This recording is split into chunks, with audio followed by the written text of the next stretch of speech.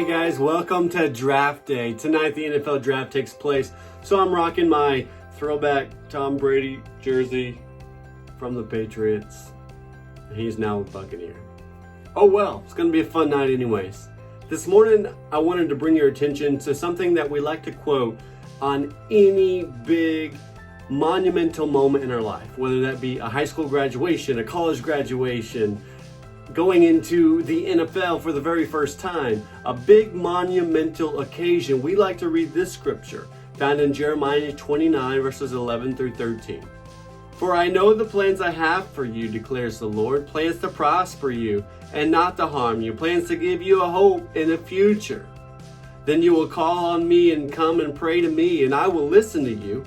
You will seek me and find me when you seek me with all of your heart. We like to quote this scripture because it gives us the thought that we have a hope in the future and that things are going to be smooth sailing. But in order to properly understand this piece of scripture, we need to look at the context. Jeremiah is appointed to be prophet over Israel and to the nations.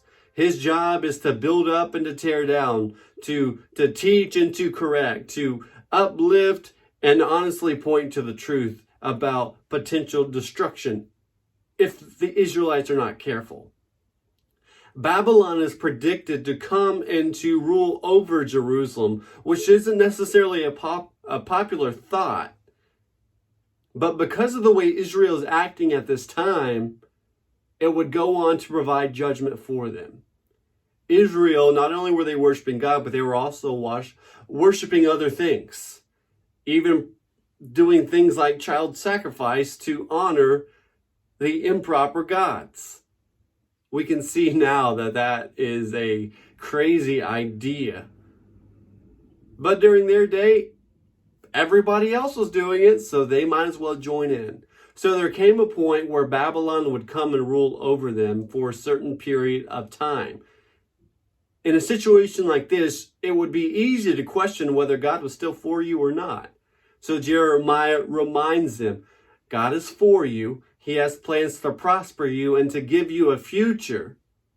But we must seek God with all of our heart. When we get right down to it, we as people must seek God with all of our heart. If we want the future He promises us, that means we must follow Him, that we must turn from our wicked ways, focus our eyes on Christ, and chase after His holiness instead of our own. If we seek God with all of our heart, we will find God. He cares about us, and He cares about our future. But not only that, He wants us to live right in the present.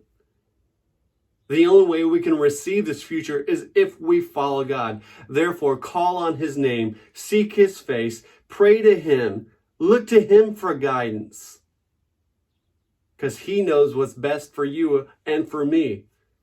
Also, raise an alarm in your life. Understand this, that our wickedness only leads us down towards a path of destruction. But if we seek God, if we choose His righteousness, if we choose His holiness, our future is secure. You need to know this. At the very end of the Babylonian rule over Jerusalem, the people were set free. God fulfilled His promise. He did not leave His people during this difficult time. He would see them through. Be encouraged today. Although we may face difficulties, and some of it by our own choice, God will see us through. Therefore, seek Him, follow Him, honor Him with your daily choices. Enjoy draft night tonight. I hope your team picks their favorite players. I hope the Patriots pick a good player. And even, yes, the Buccaneers, I hope they pick a good player too. Enjoy it. We will see you again on Sunday. Be sure to tune in. See you guys.